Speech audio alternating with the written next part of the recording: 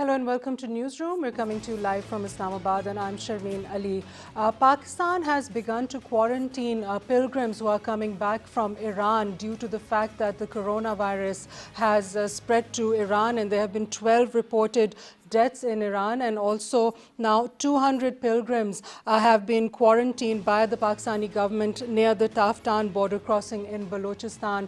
This is indeed a very alarming and scary situation for Pakistan, because now there are confirmed cases in China, Iran, Afghanistan as well as India, and so far no known cases are known to exist in Pakistan. However, how far are we from getting a spread of this disease in our country is unknown. The virus has taken 2,707 lives and 80,342 people have been infected worldwide, but also 27,836 people have also recovered from this. So, also on President Trump's two-day visit to India on the 24th and 25th of February, yesterday and today, we saw that riots have broken out in the capital of India, in Delhi. And we saw that although President Trump was greeted by a crowd of 100,000 people in Ahmedabad, he mentioned good words about Pakistan and the fight against terrorism and the good relationship that the US has with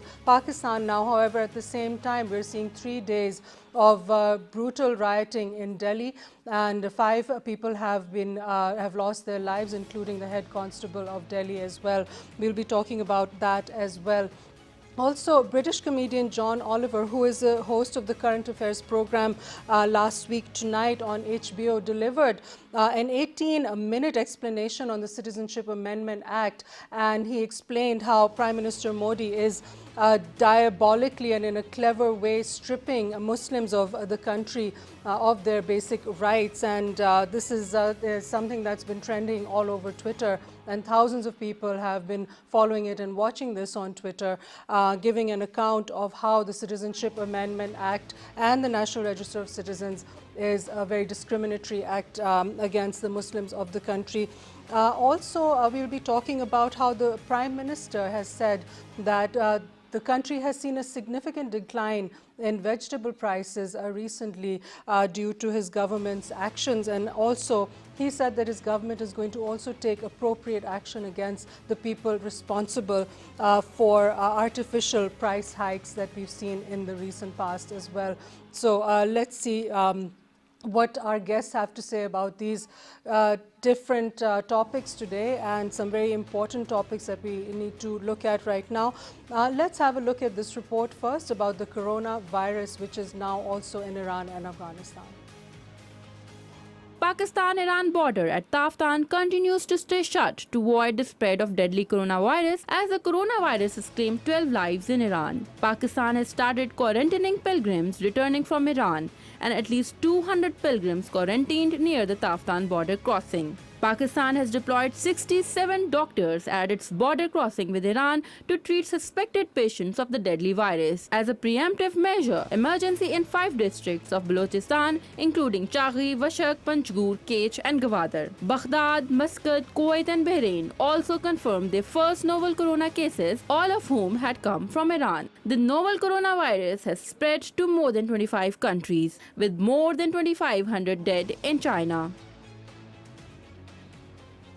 Right, so we're seeing that there are cases now present in Iran of novel coronavirus. Pakistan has already sealed its border with Iran, and also the provincial government of Balochistan has sealed its border at 5 different points, not allowing anyone to cross into Pakistan from Iran. This is due to the fact that Pakistan is trying to prevent the coronavirus from spreading into its territory. Pakistan has also deployed 67 doctors at its border crossing with Iran to treat suspected patients of the deadly virus. And also the government has, as a preemptive measure, declared a coronavirus emergency in 5 districts of Balochistan, including Chagai, Washuk, Panjgur, Kech and Gwadar. The provincial government of Balochistan has also announced that it is not going to allow around 5,000 pilgrims who are currently in Iran to return following the outbreak of this infestation.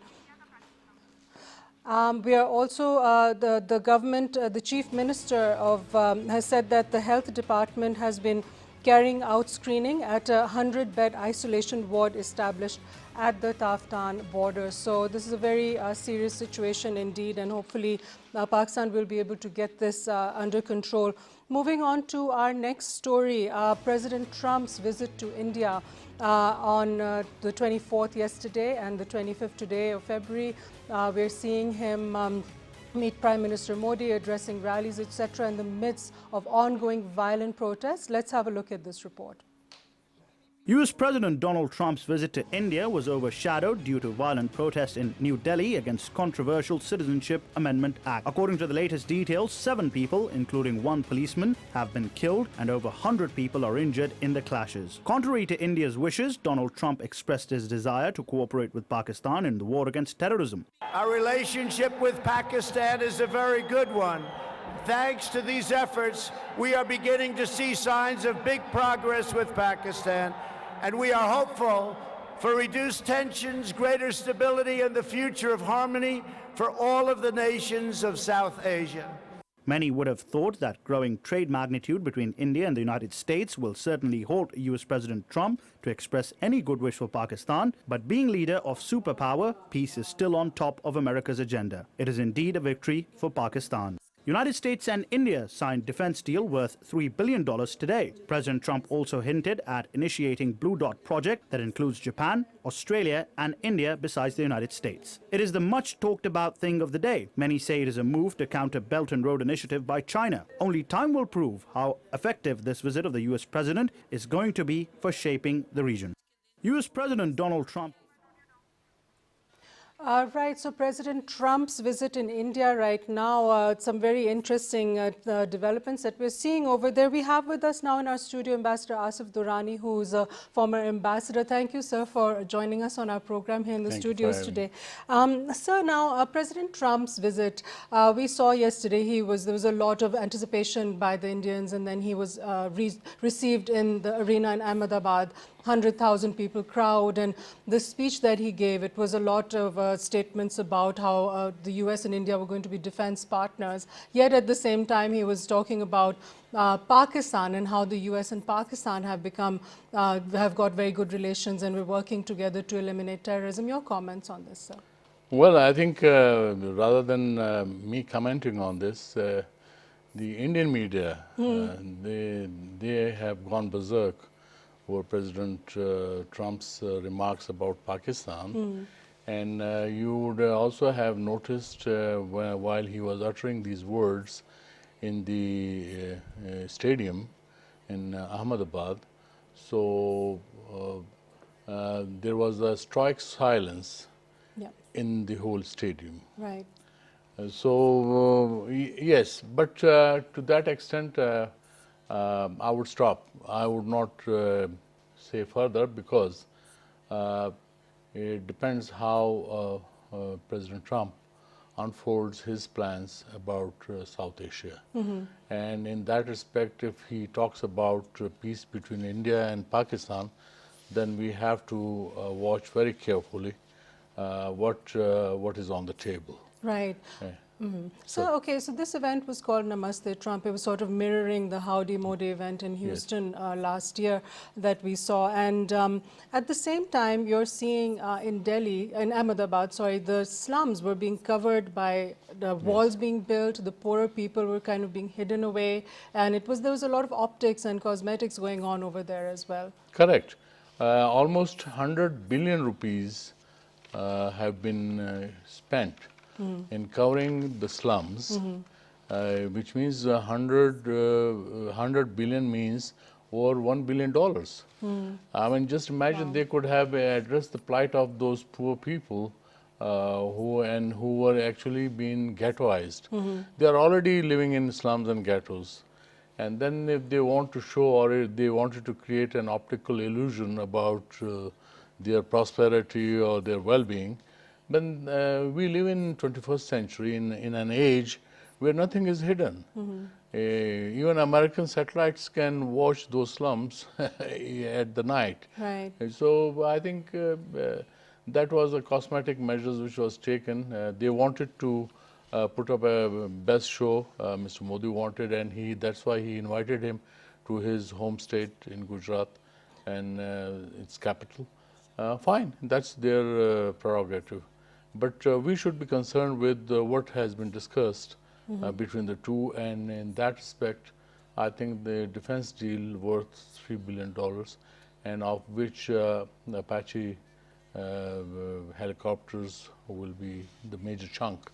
So that is going to give India more teeth on the borders and all that. So if the United States wants stability in the region, then these kind of weapons, I think, would play a destabilizing role in the region. Right. Earlier, there was a tweet by the Bloomberg correspondent who's actually in Hong Kong, and he was saying that amidst all of this trip of President Trump's in New Delhi, you're seeing these protests, you're seeing this very anti-Muslim sentiment, there's instability. Can anybody actually be confident that this is going to be a stable place? This is now the name of this correspondent is Ian Marlowe.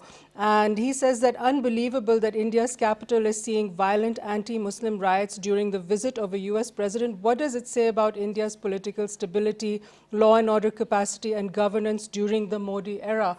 Do you think this will affect investors when they see that this all is happening, especially during the US president's visit? I hope President Trump had also taken notice of this brutality which happened in eastern Delhi yesterday, where 9 people have been killed and many dozens have been injured, and properties of the Muslims have been burnt down. And this has happened during his visit while he was having bonhomie in Ahmedabad. He was still not in Delhi, but I'm sure he must have been reported upon reported about these incidents. So, Mr. Modi, as I said, wanted to create an optical illusion about India. But at the same time, we must read between the lines what President Trump talked about India being a secular state, India being the bastion of progressive minds and democracy and all that. I hope in the hearts of his heart, Mr. Modi would have, seen that probably President Trump, he is trying to in fact, so he has been slightly sarcastic. So in that respect,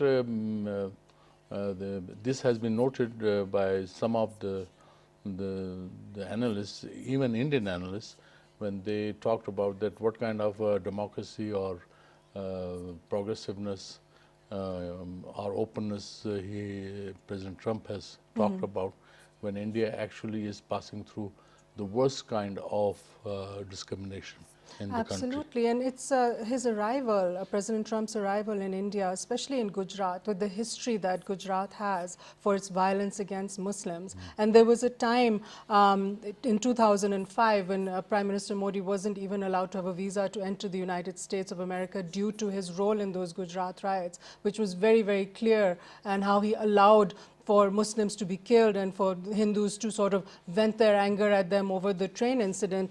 But at the same time, this is in Gujarat, he's visited there, and at the same time, there's a stifling atmosphere in Kashmir. There are millions of Muslims over there right now in lockdown, although there are pictures coming out of them, children going to school, but it's again just a show sort of a thing. We know the sentiments of the Kashmiri people there.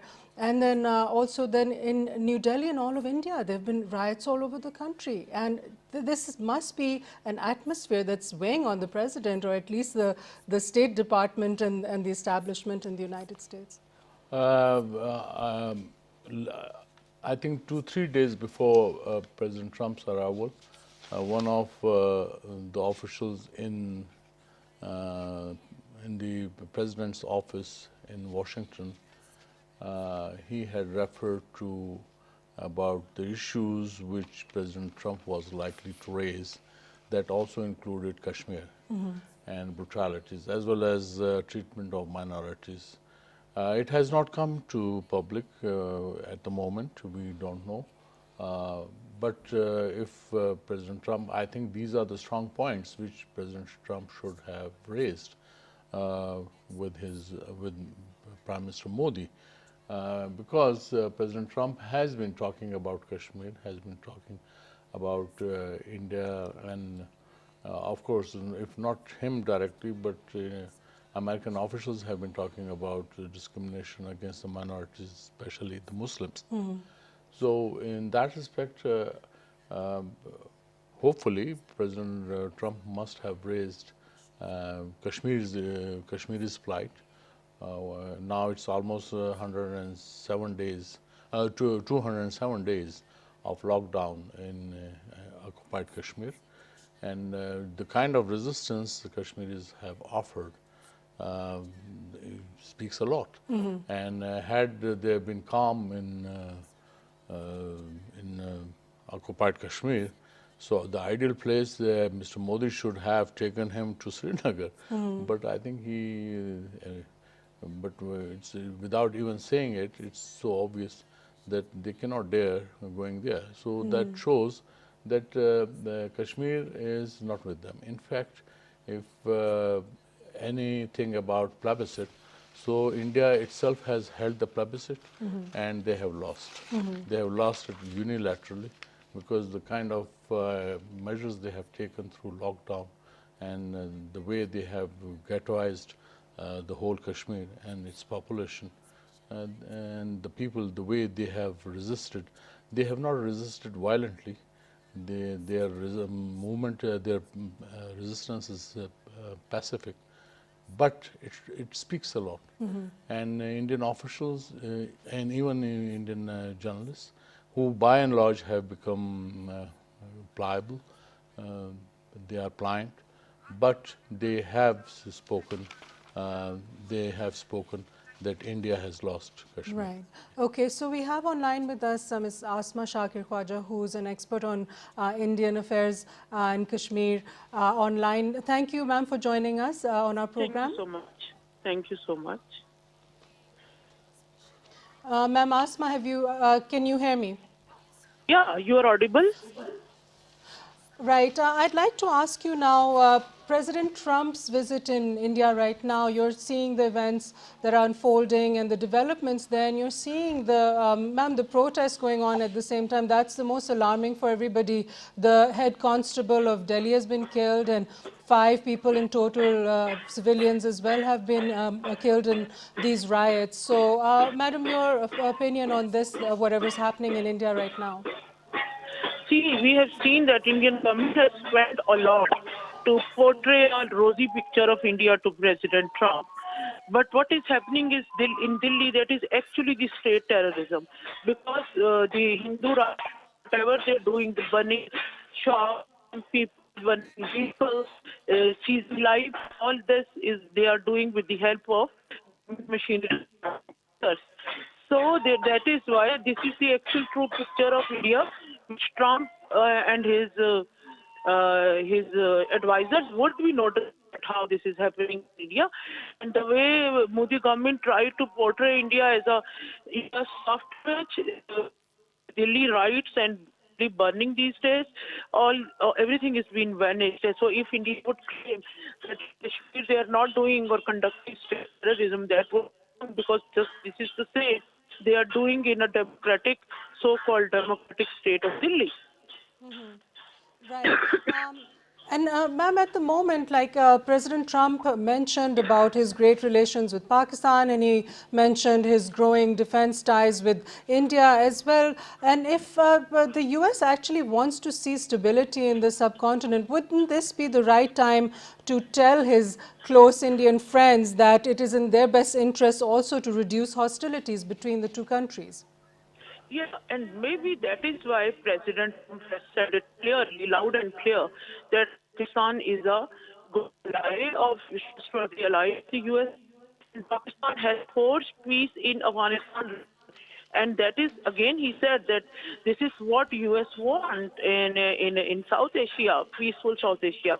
So Trump's statement actually is a statement to neutralize the effects of India, that India should not consider the visit of US President Trump as a go-ahead or thumbs up for the atrocities and the fascism done by Indian government, and then this visit is not at the cost of their relations with Pakistan. So he clearly, it has been evident from by his speech that they have clearly stated that if for the US, Pakistan, India are two separate countries, and their foreign and defense policy accommodate both countries differently, but not at the cost of each other. So I think this was a good omen, and that is why the Hindu radicals are upset with this comment, this discussion about the soft image of Pakistan, about pro-peace of Pakistan for the region and the sustainable development. Right. Thank you, ma'am, Asma Shakir Khwaja, for joining us online. We also have with us online Lieutenant General Naim Khalid Lodi, who's a senior analyst. Thank you so much, sir, for joining us on our program. Pleasure. Sir, the increasing defense ties that we see between the United States and India, which has become very clear and apparent in President Trump's speech also, and the $3 billion defense deal that's going to be happening between the two countries. How does that fare? What is your opinion on that? How does that fare for Pakistan? Naturally, it is a bad omen for us, but I think we were quite aware of this thing that we could see the increasing strategic partnership between the two. They had more than 11 MOUs and certain agreements, defense-related agreements, which are related to information sharing, which are related to logistics sharing, and many other things also, using mutual bases and all that. And now this huge arms buying that has been signed. So it is bad, but we can't really lament, or we cannot really complain, because both the countries are independent sovereign countries. They have all the rights to do whatever they want to do. But it also keeps us free to explore markets if we really want to go into an arms race, and whether we want to do it or not, I think that is a question to be seen. In my own opinion, it doesn't matter much because we have the great equalizer, as we call it, the nuclear weapons. And in their presence, I think a little this way or that way doesn't matter. But as India gets more modernized, they get more surveillance capabilities, they get more anti-missile defenses. So that tilts the strategic stability a lot, and that can create a lot of problem in this region. And I think we must, at the diplomatic level and at all levels, make the world realize that this sort of induction of modern weapons in our neighborhood will not bode well for the region. But of course, we'll have to explore both the paths, the diplomatic way, just to make the people aware, just to make the world aware, but at the same time taking our own precautions, whatever is possible.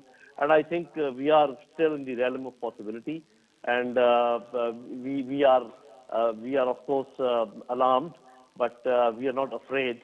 If something happens, we have all the many means and ways to really counter them. Yeah. Right, sir. And also, President Trump said that the U.S. is working with Pakistan in order to crack down on terrorist organizations. And he also said that they're seeing big progress with Pakistan and hoping to see reduced tensions and greater stability and harmony in South Asia. So he said this in a public speech. Do you think that this time the U.S. needs to also be working towards bringing about that stability? Because since August 5th, we've seen the heightening of tensions at the line of control, cross-border firing, LOC violations, etc., civilians being killed and all. There's things heat up occasionally, and it's definitely, it becomes very tense at times. Right. As they say that actions speak louder than words. So irrespective of whatever they say, we have to see what actually they are doing. Whereas we have done a lot of good to the region, to ourselves and to the Americans by doing our best to support the Afghan peace process, and in which America has very deep interest. And what have we got in return? The IMF, the FATF, are the people which are working in the Middle East sort of threat from that direction, and no support as far as the Kashmiri atrocities are concerned, Indian atrocities are concerned. So in my own assessment, there is not a single step which we can practically see and be satisfied that Americans are really interested to create any goodwill in this region, any goodwill between India and Pakistan. On the other hand, whatever they are, providing arms to India and looking the other way while they were having, atrocities in Kashmir, and even not mentioning the Citizen Act reaction and all that. So I would suggest to my leadership that please don't bank on America anymore, not at all. And also please stop serving them, without asking anything in return. We have done a lot for them, and a lot needs to be done for them. I can see that in future. We should simply refuse unless they reciprocate, which I do not see that they have done anything in that direction so far. Right. And now, Ambassador Saab, also I'd like to ask you at this time, Pakistan is also involved in the peace deal happening between the US and the Taliban. Pakistan is also, it's a key player in the region in many US interests, fight against terrorism, as well as the US-Afghanistan, Taliban peace deal. So how can the Americans be a better support for Pakistan at times when they're seeing that there's such tensions increasing between India and Pakistan very frequently these days? Well, I think Afghanistan, peace in Afghanistan is actually imperative for the stability of Pakistan. And what we have done or what we are going to do in future, in fact, we have to keep our national interests in mind. And this is what precisely we have done so far. So if Taliban and United States, they strike a deal on 29th of February, that would be the best thing happening in the past 2 decades. Pakistan has been persistently saying that dialogue is the option, in fact, only option in resolving this Afghan problem.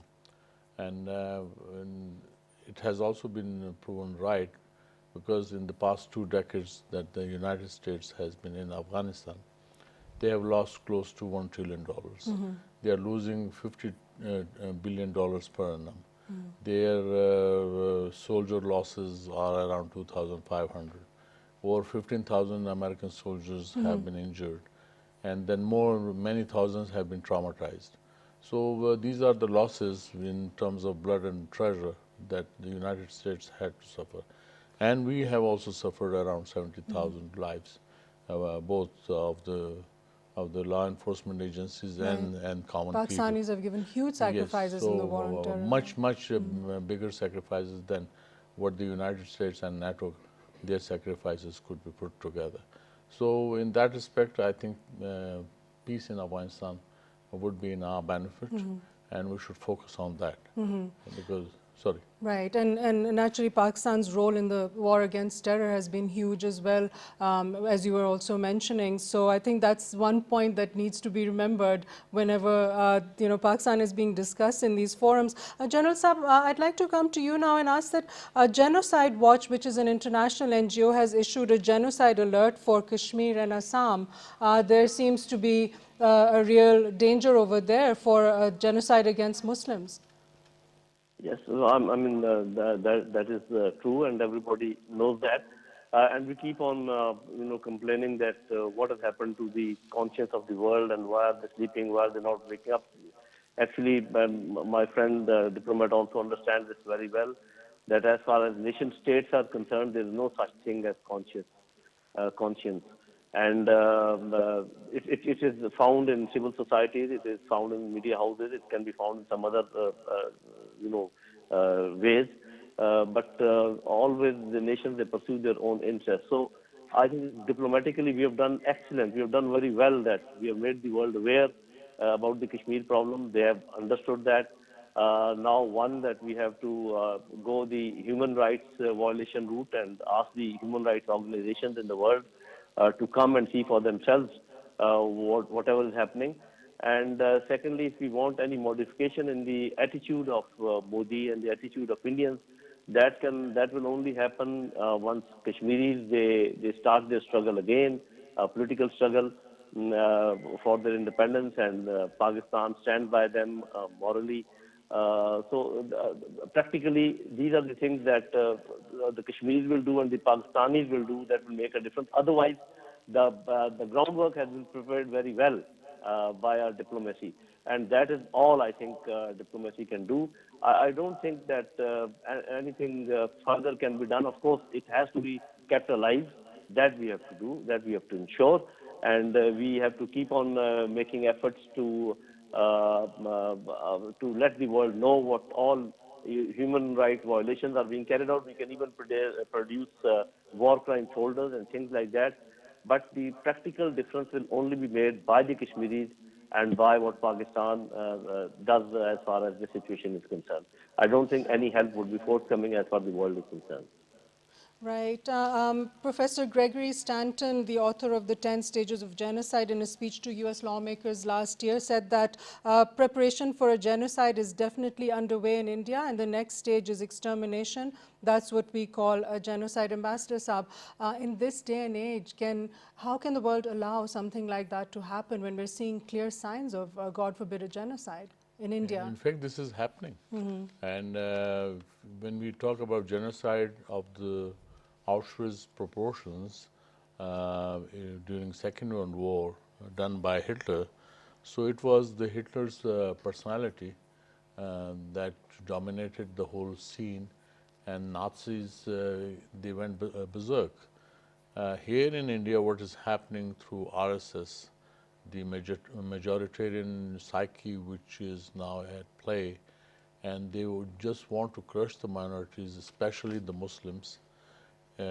This is possible, and I think Professor Gregory is right to alarm the world that they are actually preparing for this kind of exercise. You just see yesterday what happened in Delhi, in New Delhi, and they just, killed, just look at the picture. The way the Muslims have been brutalized, it's unprecedented. And it's people like Mr. Modi or his brand of RSS that they can play havoc, and that can cause disaster, not only inside India for genocide, but it can also threaten the peace of the region, of the neighborhood, Exactly. and the world. Right.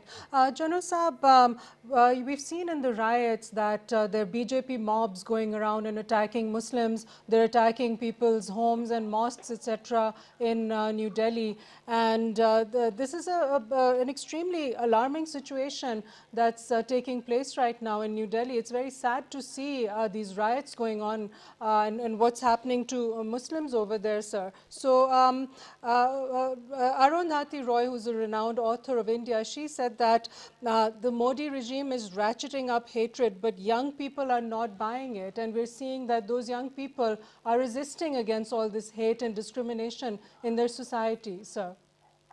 It is a sad state of affairs, and I think one good thing is that the sane voices from Indian polity, they are raising their voices. The civil society, the Indian civil society, generally have not accepted. Although, RSS has a lot of falling. As the majority, they have the majority in the parliament also.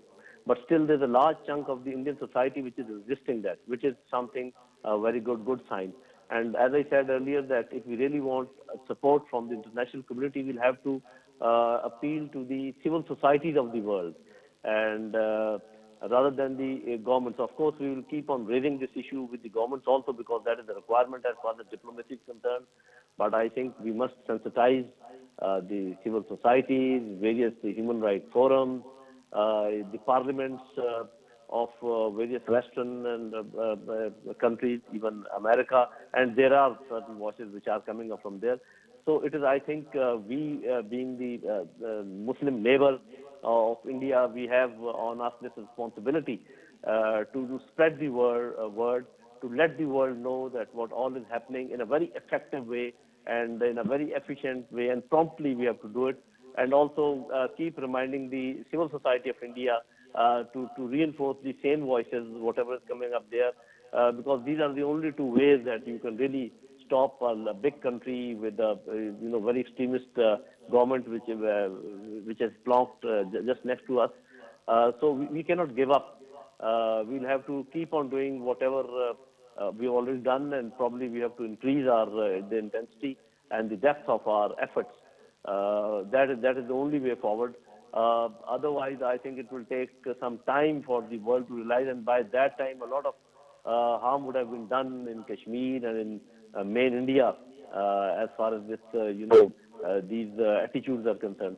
So I think a lot of responsibility on the shoulders of Pakistan, both diplomatically, from the media point of view, from connecting ourselves with the civil societies, with the Indian civil society also, that can make some difference. So our efforts are very important as far as even whatever is happening within India is concerned. Right. Ambassador Saab, I would like to ask you, the wave of populism that we've seen, right-wing movements all over the world, we're seeing them in Europe, we're seeing President Trump, Prime Minister Modi. This is sort of manifesting a lot in sort of anti-minority thinking and that kind of mindset. In your opinion, the US elections that are coming up now, we see that the Democratic Party has a very different viewpoint about Kashmir, the human rights violations, etc. We're seeing that the leading candidate, Senator Bernie Sanders, is very much against the human rights situation that's taken place, the revocation of Article 370 and 35A. So in your opinion, if the Democratic Party comes into power later on this year in the United States, do you see the game changing in this region? I don't think so. I think it's their own interests they would pursue, and in that respect. But as you rightly pointed out, that the rights, right wings are gaining popularity, and I think India is now leading that mindset, and that is dangerous. And Mr. Trump, he's a maverick, and he knows he's a businessman as well, so he talks things to his interlocutors which they like. Whether when he has spoken to our Prime Minister, it was quite music to our ears. And when he speaks to Mr. Modi, I'm sure Mr. Modi would be very pleased. So he's a businessman. He wants to do the business, which he has done. Already these $3 billion worth of helicopters are in his pocket. And there are many billion-dollar deals are there in security, in defense, as well as in trade.